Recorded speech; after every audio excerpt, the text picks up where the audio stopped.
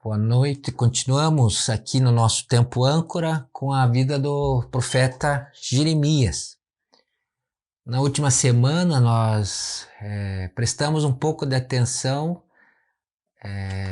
que Deus falou para o Jeremias escrever as profecias e levar aos líderes da nação, né, aos líderes de Israel. Então Jeremias escreveu, você deve estar lembrado que o rei Joaquim recebeu, o texto chegou a ele, com todas as profecias, com toda a palavra de Deus ali escrita, mas ela foi cortada em pedacinhos, jogada de uma fogueira de uma forma de zombaria, de desprezo, queimando a palavra de Deus. E Jeremias foi ajudado pelo escriba Baruque, né? Hoje nós vamos ver um segundo documento bem importante na vida de Jeremias, na vida também do povo de Deus, que é uma carta escrita. Agora essa carta, você precisa perceber que ela é uma carta escrita em Jerusalém, pelas mãos lá, né, talvez do Jeremias ou do seu amigo Baruque, e essa carta é chamada Carta aos Exilados. Então, nós estamos num tempo, uma década aqui na história do povo de Deus diferente, porque talvez duas datas são importantes aí. A data de 598, mais ou menos, é onde a primeira leva de pessoas Nabucodonosor pega ali de Jerusalém, que são os sábios, os que são artífices, a elite da sociedade de Jerusalém, de Judá, aonde vai Sadraque, Mesaque, Daniel, né, entra nessa leva, e eles são levados, né, essa elite, o que era interessante para o governo de Nabucodonosor, a Babilônia, e eles são levados a andar 1000 e poucos quilômetros até a Babilônia, pelo deserto. Então essa primeira leva é 598. Não confundir com uma segunda data histórica que ainda nós vamos ver, que é 587, que é quando Jerusalém é totalmente queimada, destruída, arrasada. Então o Império Babilônico ele vai fazendo as suas invasões, as suas conquistas, vai derrotando o povo de Israel em etapas, que isso dá mais do que uma década. Então, por isso, só para não confundir, né? Então, na verdade, a primeira leva já foi, e a pergunta que você pode... Mas por que Jeremias não foi? Bom, Jeremias não era popular, ele não foi considerado necessário que ele fosse nessa data de 598, então Jeremias está ainda em Jerusalém, e dessa época que ele vai escrever a carta que nós vamos ler, que está no capítulo 29. Então nós vamos hoje perceber algumas características da carta, dessa comunicação de Jeremias, que fica com a população mais simples lá em Jerusalém, que já está dominada pelo Império Babilônico, que também tira o rei, né? Então, o rei Joaquim, que nós estávamos vendo, e a sua mãe, a rainha mãe, já foram deportados, 598. Então, o povo ficou liderado por um tal de rei Zedequias, parente do rei Joaquim, mas alguém que é mandado por Babilônia, um rei escolhido para governar segundo o Império Babilônico. E esse é Zedequias, então é um terceiro rei que Jeremias vai pregar. Jeremias vai falar muito com esse rei Zedequias também, porque o rei Joaquim já estava deportado. Esse Zedequias reina 11 anos, e durante 11 anos Jeremias vai falar ao rei que está ali, chamado Zedequias, né? Então vamos para o texto. Dando esse pano de fundo histórico para você um pouquinho, né? Nós vamos ver então a carta, que no título da NVI, que está aqui, em Jeremias 29, a carta aos exilados. Eu vou começar já no versículo 4, que é o conteúdo da carta. Claro, Jeremias envia essa carta através de algumas pessoas que estavam indo para a Babilônia. E essa carta, então, é para esse primeiro grupo que Nabucodonosor levou para o império. Então, diz assim Jeremias 29:4. Assim diz o Senhor dos Exércitos, o Deus de Israel, a todos os exilados que deportei de Jerusalém para a Babilônia. Construam casas e habitem nelas. Plantem jardins e comam dos seus frutos. Casem-se e tenham filhos e filhas.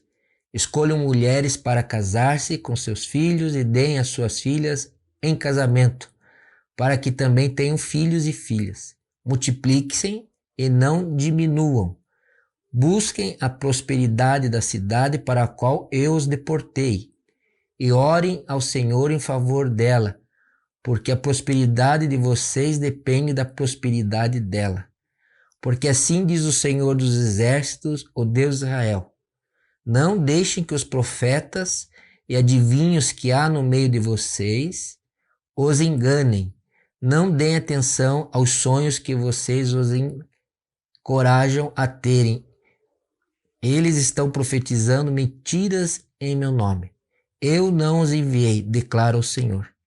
Assim diz o Senhor: quando se completarem os 70 anos de Babilônia, eu cumprirei a minha promessa em favor de vocês, de trazê-los de volta para este lugar. Porque sou eu que conheço os planos que tenho para vocês, diz o Senhor. Planos de fazê-los prosperar e não de lhes causar dano. Planos de dar-lhes esperança e um futuro. Então vocês clamarão a mim, virão orar a mim e eu os ouvirei. Vocês me procurarão e me acharão quando me procurarem de todo o coração. Eu me deixarei ser encontrado por vocês, declara o Senhor, e os trarei de volta do cativeiro. Eu os reunirei de todas as nações e de todos os lugares para onde eu os dispersei e os trarei de volta para o lugar de onde os deportei, diz o Senhor. Então essa é uma parte da carta, e essa é uma parte que nós poderíamos, estamos escolhendo porque talvez a temática que eu daria assim, para a nossa reflexão, nosso compartilhamento, é que na nossa caminhada com Deus, como Jeremias está vendo o seu povo, já viu uma grande parte, a parte da sociedade mais culta, mais próspera, têm sido deportados para a Babilônia, uma terra longe, mais de 1.000 quilômetros de distância pelo deserto. Ficou ali em Jerusalém só as sobras, as pessoas mais simples, que não interessavam de forma alguma ao Império Babilônico, mas que numa circunstância de exílio, existe uma carta sendo encaminhada para esse pessoal que está lá longe. Por Jeremias encaminha esta carta para a Babilônia. Então a carta vai de Jerusalém, o destinatário é Babilônia, que diz que Deus que sabe os planos que tem a nosso respeito. Isso é muito libertador, não é? Você há de concordar comigo que ao ouvir esse texto bíblico que relata, a vida do povo de Deus frente a uma derrota incrível, frente a um exílio que tem data de começo e tem data de fim.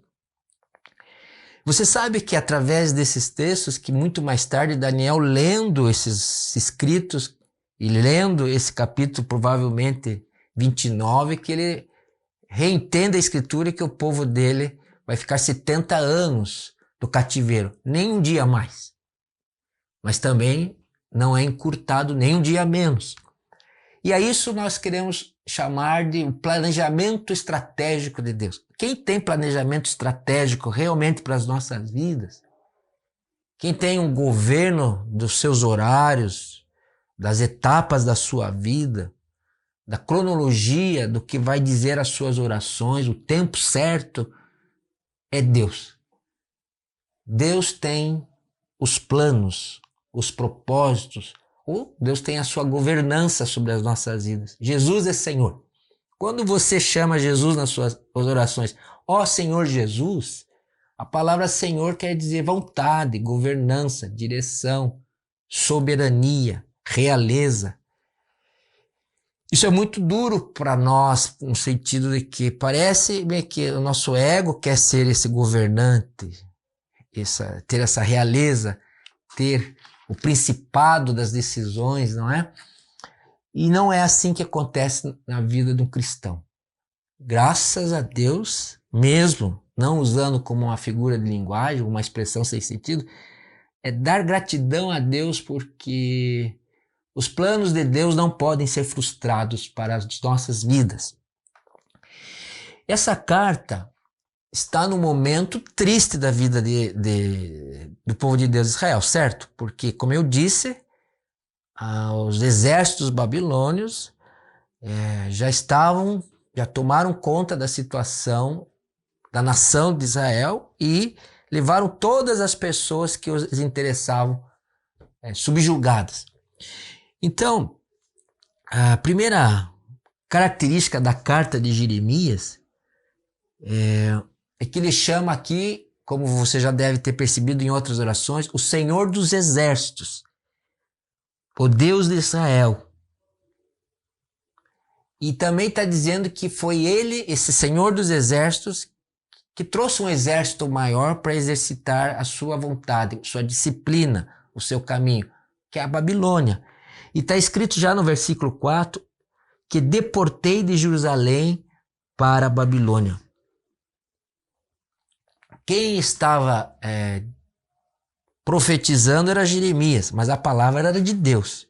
Quem estava anunciando durante 3 décadas aqui no mínimo, né, ou mais, que Deus estava chamando ao arrependimento e eles deixarem as suas vidas realmente nas mãos de Deus, foi Jeremias, mas a palavra profética era de Deus. Assim diz o Senhor, são os textos de Jeremias. Assim faz o Senhor. Assim o Senhor deu uma visão.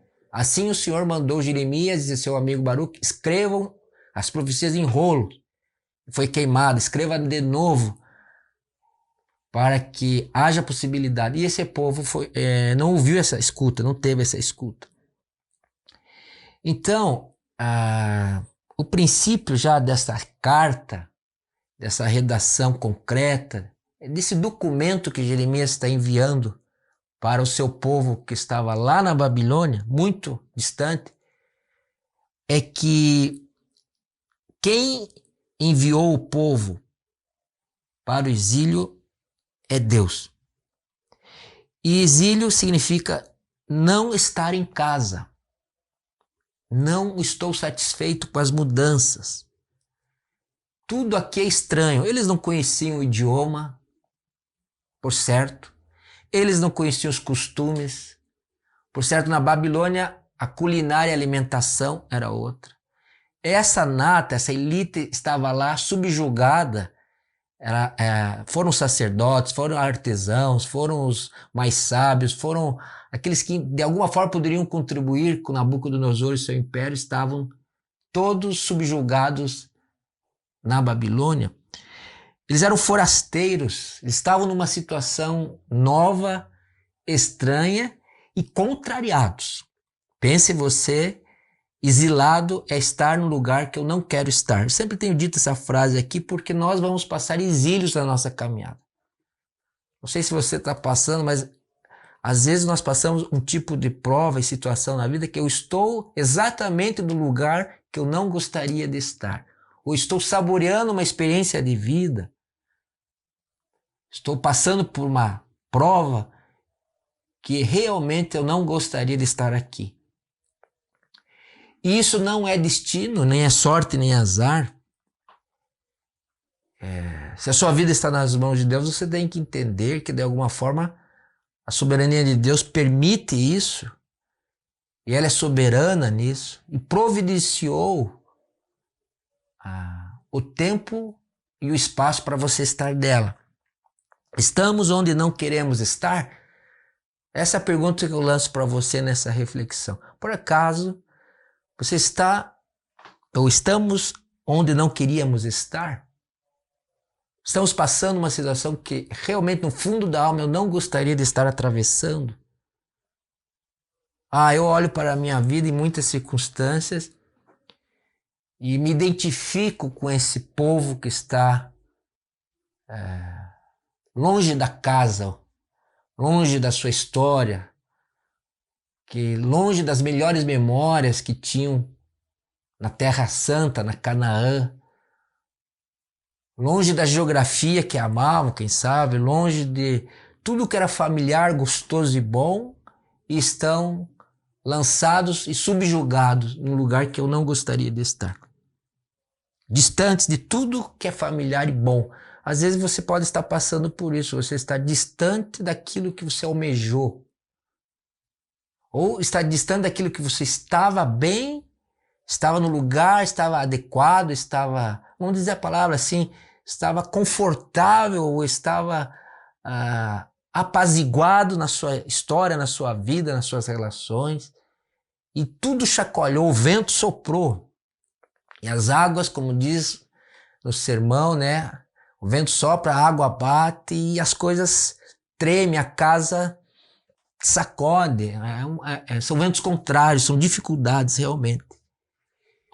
E o que me parece que é claro nesse texto, carta, que Jeremias está destinando àqueles que estão lá, é que nada disso está acontecendo sem a aprovação, consentimento ou a soberania divina.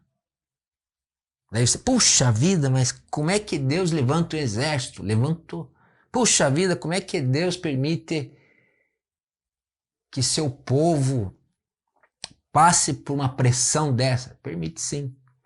Puxa vida, como um Deus bom permite o sofrimento? O sofrimento sim. Não negue, não idealize, mas há Deus perto desse povo, sim. E a carta de Jeremias novamente é uma provisão da graça. Se o Jeremias já era uma provisão da graça, se a sua fala, se o seu ensino tentou trazer esse povo, se ele escreveu todas as suas profecias num rolo, pregou isso e o povo não ouviu, o rei não ouviu, a carta também é uma amostra que Deus vai restituir esse povo. Haverá um renovo, haverá uma restauração. Apesar de que o exílio é real, mas também existe uma palavra de esperança. Então, a continuidade é a seguinte para você. Se você está passando um exílio, você está vivendo circunstâncias que você não gostaria de estar atravessando, e elas são persistentes na sua história, a continuidade, elas são, parece que é longínquo esse caminho que está passando, parece que nunca acaba. A boa notícia é que no sofrimento dos filhos de Deus, das filhas de Deus, do crente, do cristão, né, há cartas de renovação. Há mensagens de Deus através do profeta de que aguente firme, porque exílio tem começo, meio e tem um fim. Serão 70 anos. Deus está aqui novamente declarando para este povo. Há exílio, é verdade.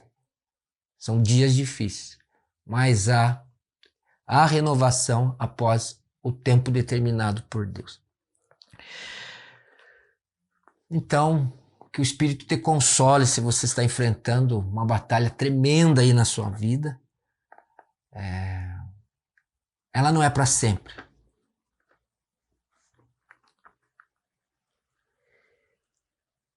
A segunda característica da carta que eu quero apontar para você aqui, se você um dia ler de novo essa carta inteira, se eu peguei parte, né? É que ela manda a Jeremias, através de Jeremias, Deus diz uma ordem assim meio distante da nossa realidade, meio absurda, eu diria, né? A palavra absurdo no latim é não ouvir, né? Surdo, ab, é aquele que não ouve. E eu sei se eles gostariam de ouvir essa indicação que Jeremias está dando para para os exilados. Eles não gostaram de ouvir porque é contra o que havia se pregado. Veja, mesmo que eles estão no exílio, os sacerdotes foram, os profetas que eram considerados especiais lá, a nata. Então lá no exílio, os profetas estavam falando mentiras, fazendo revelações mentirosas, dizendo que, olha, nós logo vamos sair desse exílio. Assim como foi lá no tempo de Moisés, Deus vai fazer algum livramento imediato. Existia em meio ao exílio, na Babilônia, uma esperança mentirosa. Então, o segundo princípio aqui, e que a gente não seja absurdo, né? Esse povo estava no absurdo, eles não queriam ouvir mesmo, né? Nem que quando estavam em Jerusalém, nem quando as profecias se cumpriram, né? Eles já estão exilados, boa parte do povo já está na Babilônia, servindo lá Nabucodonosor, eles estavam não querendo ouvir, porque eles se agarraram a esperanças mentirosas, eles aguardavam uma intervenção ainda sobrenatural de Deus para rápido. É como se a gente entra na aprovação e diz, não, vamos rápido aí, chamaram os profetas, havia os sacerdotes, os principais sacerdotes estavam todos lá na Babilônia, dizendo, não, nós somos o povo da aliança, lembram lá de Moisés, Deus abriu o mar, mandou as pragas, teve o extermínio dos primogênitos, certamente vai dar tudo rápido e Deus vai agir de uma forma imediata, rápida, indolor e vai ser da melhor maneira, então vamos aguardar. Então havia um movimento religioso e profético mentiroso, esperanças enganosas, mentirosas. Esperança daqueles que não tinham revelação, não tinham a palavra, não eram obedientes. O único profeta que profetizou a verdade e que estava firme ali era Jeremias, mas esse estava lá em Jerusalém com os pobres que ficaram para trás. O povo que para Nabucodonosor não servia para nada ficou para trás. Cuidado com esperanças enganosas e mentirosas, mesmo que tenham o nome de Deus envolvidos. Haviam profetas que anunciavam que tudo acabaria rápido. Era uma nostalgia. Eu acho que não era nem profecia, eram fantasias, eram revelações que não tinham nenhuma base na realidade do exílio. Ué, eles deviam perceber, já estamos exilados. O nosso rei está aqui. Foi deixado um rei que Nabucodonosor deixou como vassalo. Zedequias é um rei marionete do Nabucodonosor que ficou em Jerusalém, né? E esse erro de uma esperança enganosa, que é uma ilusão, é muito fácil porque a gente começa a manipular a Bíblia e escolher aquilo que a gente quer ouvir, manipular as pregações, os estilos e livros que a gente concorda com o conteúdo. Na verdade, a gente está fugindo da disciplina, do julgamento e da dor que Deus está nos permitindo sofrer, fugindo da aprovação. Nós fugimos muitas vezes trazendo na nossa mente, no nosso coração, uma falsa percepção de que não vai doer, que essa prova não está acontecendo, ou que se ela está acontecendo, que como eu sou de Deus, Deus é bom, e no passado realmente Deus fez maravilhas para esse povo, né? Que Deus vai fazer. Eles não acreditavam que eles ficariam décadas lá, presos e subjugados e sofrendo. E foram 7 décadas, né? E Jeremias então estava revelando, olha, esses profetas que vocês têm aí, esses que dizem que estão usando a palavra de Deus aí, esses que estão contando, fazendo um cenário maravilhoso que vai passar rápido e Deus vai fazer uma intervenção, vai mandar anjos, como em outras batalhas, um libertador, é pura ilusão. Nem é ficção, é fantasia. E como que a gente nota isso? Porque pela carta de Jeremias, ele manda esse povo entrar de cabeça no exílio, mergulhar na experiência de sofrimento, parar de esmorecer o fingir que tudo vai acabar bem, rápido. Ele dá a data, vocês vão ficar 70 anos aqui. E ele diz o que era para fazer. Você presta atenção que isso é uma coisa assim difícil de assimilar. Porque ele está dizendo para eles realmente entrarem nessa cultura, entrarem É como ele está dizendo assim, um episódio que vai acontecer depois disso na história. Lembra que Daniel tinha Sadraque, Misaque e Abednego, né? Aqueles três que andaram na fornalha, que é um episódio que Daniel vai contar, isso historicamente vem depois, mas aqui é uma coisa meio assim, Jeremias está escrevendo, vocês têm que entrar na Babilônia e fazer o melhor que vocês puderem dentro desse sofrimento de exílio. Parar de esperar milagre, magia.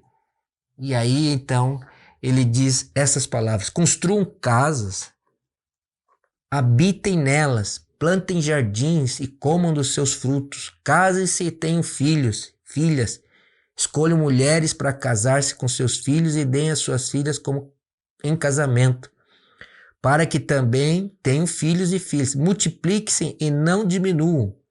Busquem a prosperidade da cidade para a qual eu os deportei. E olha essa expressão, e orem ao Senhor em favor dela. Além de assimilar o castigo, o exílio, ou seja, a disciplina da graça de Deus, que está purificando esse povo, está dizendo para que eles façam o melhor que eles puderem lá naquela terra estranha. Esse princípio aqui, para nós que estamos sendo provados, faça o melhor que você puder na sua provação. Seria mais ou menos isso que eu interpreto. Ah, você está no exílio, você está numa situação queixosa, para de reclamar, de se queixar, de lamuriar. Dor é dor, realmente. Você está em um lugar que você não quer estar. Então viva dignamente, faça o melhor aí onde você está. Elcio, faça o melhor que você pode fazer. Você sabe, né, você é da igreja. Na minha casa, minha esposa tem uma doença crônica. É como se Deus disse para mim nesse texto assim, exemplificando: Elcio, viva com a maior dignidade e com a maior alegria dentro da sua prova. Você não queria que fosse assim, mas é assim. Faça o melhor que você puder. Enfrente o melhor que você puder. Tenha filhos nessa terra, diz o texto. Casem-se. E façam a cidade de Nabucodonosor, o império, prosperar. Daniel faz isso, ele trabalha em favor da Babilônia. Ele é um ministro nessa geração aqui. Ele é um aliado.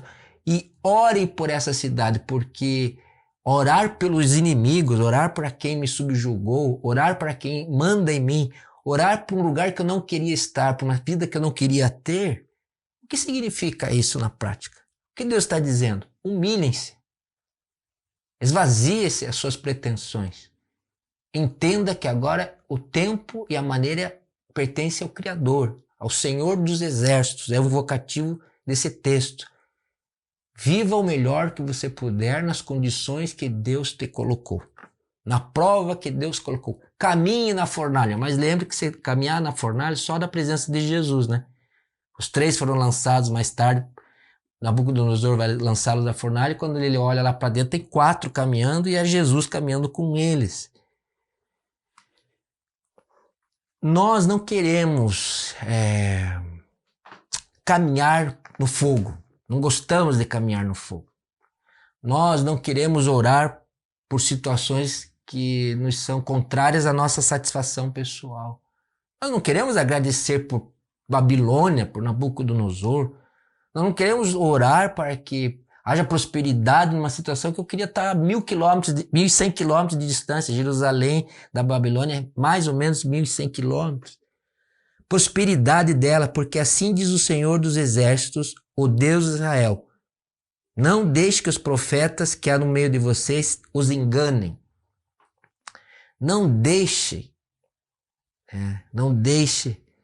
que pretensas palavras de Deus que você possa captar em qualquer lugar aí nesse mundo gospel, ou evangélico, ou cristão, fique com a palavra revelada da Escritura, aquilo que você entende no contexto da Escritura que é verdade. A sã doutrina diz para nós devemos atravessar os desertos da vida e em algum momento parar dentro desse deserto e dizer: Deus está aqui, louvado seja o nome do Senhor. Não é o que eu gostaria, não é como eu gostaria, mas é como Deus está querendo, como Ele gosta. Seja feita a tua vontade, Senhor, aqui. Viver o melhor nas situações de exílio que nós podemos é plantar árvores. Veja, Diz aqui, construam casas, né? Entre o 14, 4 e 14, entre o versículo 4 e 4. Construir casas, plantar pomares. Está dizendo, não espere dos outros. Vai lá e cava, põe a tua mão na terra. Veja as circunstâncias dessa novo lugar que se vive, que tipo de solo tem ali. Não esperem os outros, não esperem que só haja um anjo exterminador que vou tirar vocês. Confiem na palavra de Jeremias, confiem na carta de Jeremias. Serão 70 anos. Tomar esposa, gerar filhos, é lidar com a realidade relacional, é criar raízes. É dizer assim, Senhor, eu solto nas tuas mãos. Eu vou parar de nadar contra a correnteza da sua vontade. Tem muito cristão que fica sempre lutando contra, não admite as provas, os limites que Deus impõe na vida. Não se solta na graça de Deus, não há liberdade de entender que o Senhor vai usar circunstâncias difíceis para o bem daqueles que amam. Todas as coisas cooperam para o bem daqueles que amam a Deus. Tomar esposa, gerar filhos e orar pela cidade, que haja paz naquele lugar, que haja prosperidade, shalom de Deus para os babilônicos, shalom de Deus para um povo incrédulo que adorava outros deuses. Essa é a contradição aqui. O povo de Deus precisa se soltar pela correnteza do rio, da vontade de Deus, aonde Deus quiser te levar. Nas circunstâncias estão difíceis, nós podemos dizer, Deus está difícil, está apertado, não gosto de estar aqui na Babilônia, mas o profeta Jeremias está dizendo para que eu possa ter uma vida digna, uma vida corajosa, uma vida de fé.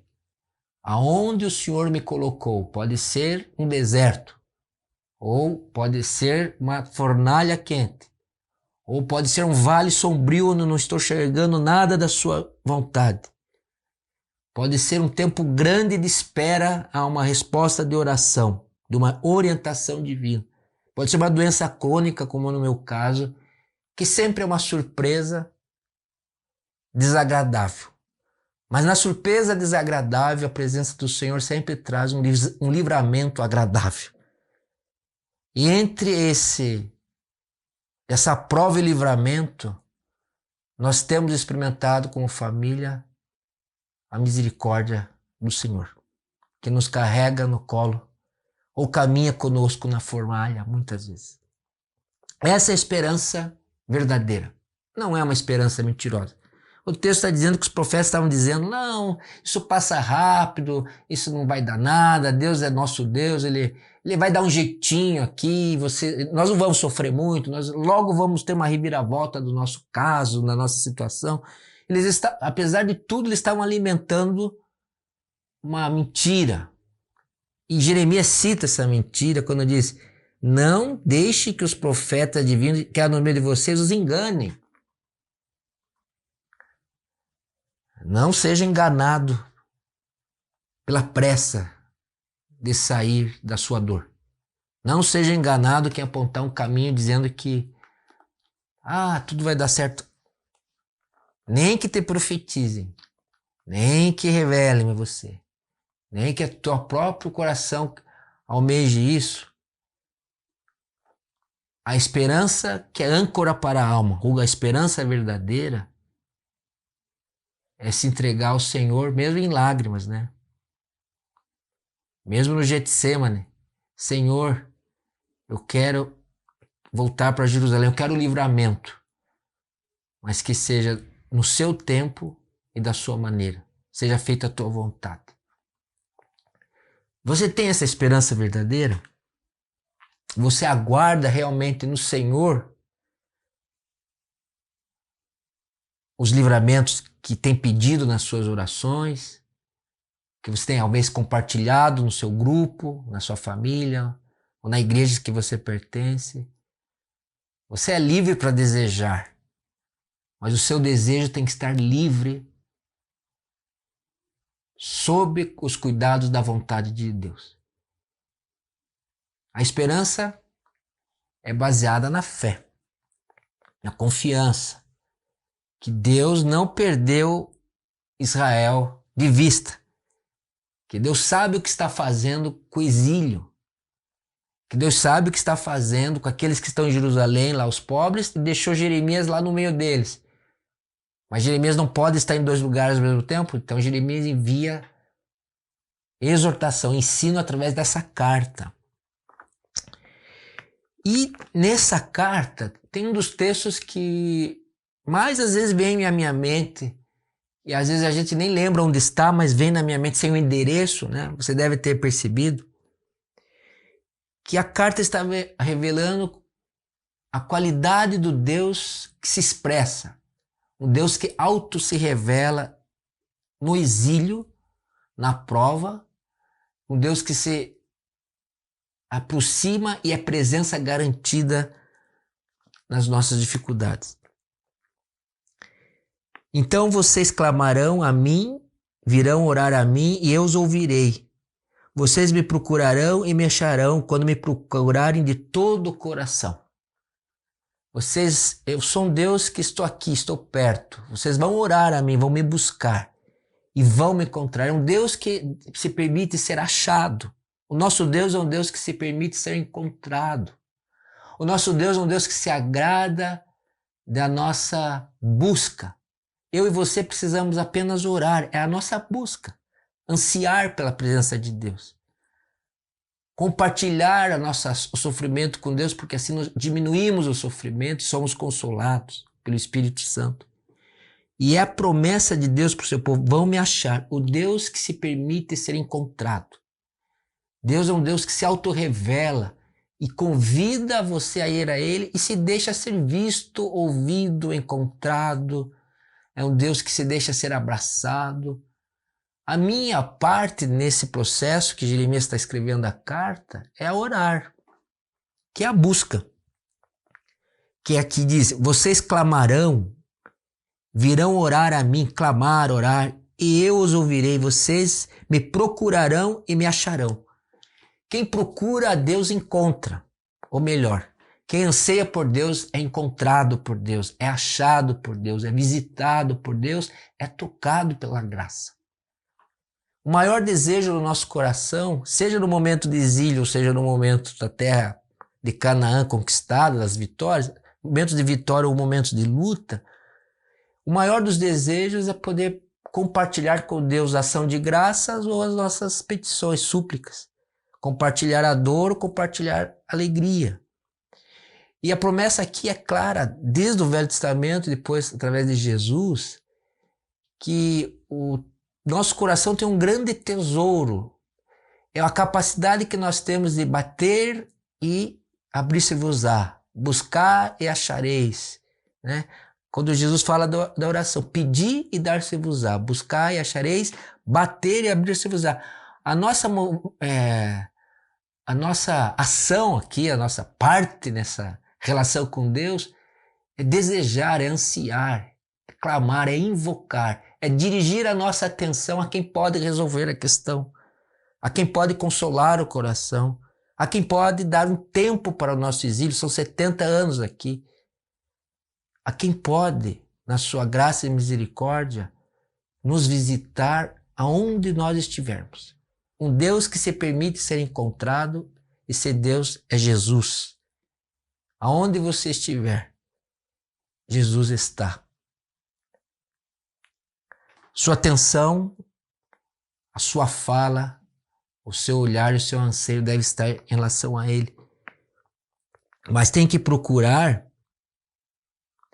Vocês me procurarão e me acharão quando me procurarem de todo o coração. Eu me deixarei ser encontrado por vocês, declara o Senhor, e os trarei de volta do cativeiro, e eu os reunirei de todas as nações. Promessa cumprida. É só continuar os textos da Bíblia que você vai ver que há o remanescente, né? Zorobabel vai vir, vai ter Esdras, né? Depois de Neemias constrói os muros. Toda a história bíblica. Buscar a Deus de todo o coração. Buscar a Deus de todo o coração é buscar a Deus o que você tem de melhor. É o seu primeiro insight. É o primeiro olhar para onde nós dirigimos nossa atenção. Em quem nós realmente sabemos que confiamos, que nos ama, nos aceita, nos acode, nos ouve. E pensando assim, né? E se Deus levar-me, pensando eu ser, talvez você esteja numa situação de vida ou morte, com uma doença grave, para o cristão é assim, se Deus não cura, eu vou como que dorme. Muitas vezes eu fiquei pensando o que seria buscar a Deus de todo o coração, né? Tem essas expressões da Bíblia de toda a alma, todo o coração, esse todo entendimento, essa coisa completa, integral. Mais do que um qualificador, né? Essas palavras adverbiais, assim, sempre me vem na mente assim, a necessidade de, nessas questões vitais, eu saber que é Deus, antes de tudo é Deus, a quem eu preciso me dirigir a atenção. Preciso parar e dizer, Senhor, não tenho nem palavras para expressar, mas eu estou aqui com o meu coração. Aqui estou, Senhor. É estar naquele momento presente ali, naquele instante da sua vida, completamente focado e esperando em Deus. Todo o coração quer dizer que Israel, nesse tempo do rei Josias e depois do Jeoaquim, agora terceiro rei Zedequias, eles buscavam a Deus, eles tentaram uma reforma, mas eles não foram de todo o coração, foi parcial. Havia outros amores, outras confianças, havia esperanças enganosas, havia 2, 3, 4 caminhos para a mesma coisa. Ou seja, havia múltiplos caminhos para esse povo.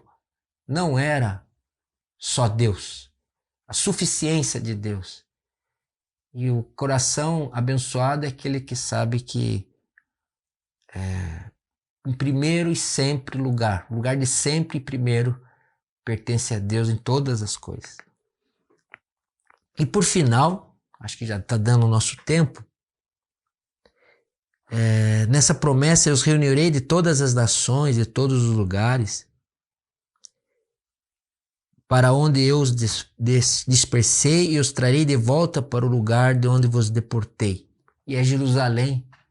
E novamente Deus não tem nenhum constrangimento de dizer que foi ele que deportou, foi ele que viu Jeremias, é ele que está mandando esse pessoal ficar 70 anos lá e entrar fundo nessa realidade, parar de tentar fugir, escapar e lutar para dizer que não vamos ficar na Babilônia, é para fazer raiz lá e ouvir a Deus lá, mas para ter esperança. Porque é o próprio Deus que vai os reunir novamente e vai os conduzir como uma nova nação, né? Ele vai trazer esse povo que ficou lá para a sua casa, para Jerusalém.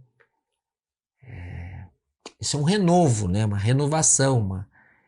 Deus está dizendo que vai fazer isso e fez, porque ele cumpre a sua palavra. Esse é o valor da carta de Jeremias. Nós podemos dizer que Deus não está dizendo para esse povo ter autopiedade, ter autocomiseração, se sentir como vítimas, mas é para o povo viver com base no que eles têm ouvido de Deus. Qual que é a reação do povo da carta? Você teria que ler o contexto, eu notei. Bom, como lá em Jerusalém, esse povo está fazendo o mesmo na Babilônia, está se fazendo de absurdo, surdos. 3 profetas ficam irados, e um deles, chamado Semaías, enviou uma carta de volta a Jerusalém para os representantes lá. Isso está no capítulo 29, que nós estamos lendo, no versículo 24 e 28, dizendo que Jeremias estava enganado, estava atrapalhando, que era para fazê-lo calar-se. Parece que a renovação de Deus realmente vai ter que acontecer durante as décadas, porque aqueles que estão ouvindo a palavra em Jerusalém, que agora estão subjugados na Babilônia, continuam surdos para a vontade de Deus e a sua palavra. Não sejamos surdos. Não, é um absurdo não aprender com as provações que a gente sofre, né? Nós precisamos ter um espírito sensível, humilde, nos humilharmos nesses momentos, ouvir e permitir que o Espírito mude o nosso caminho. Amém? Ficamos por aqui, nesse encontro âncora. Semana que vem nós continuamos um pouquinho mais com Jeremias. Vamos orar? Senhor, nos abençoe nas nossas provações, que possamos ter uma aceitação dos teus desígnios, das tuas ordens, daquilo que o Senhor nos fala através da palavra. Que o Senhor nos dê, Senhor, um espírito sensível, que o Senhor nos dê um espírito de humildade para discernirmos, Senhor, e tomarmos as mudanças que o Senhor quer fazer em nós. Nos abençoe, Senhor, dando o teu espírito de esperança. Nos abençoe que possamos atravessar as nossas lutas. Nos abençoe, Senhor, porque o Senhor está perto daqueles que te buscam de todo o coração. Essa é a nossa oração em nome de Jesus. Amém. Feito, pessoal. Até a próxima semana.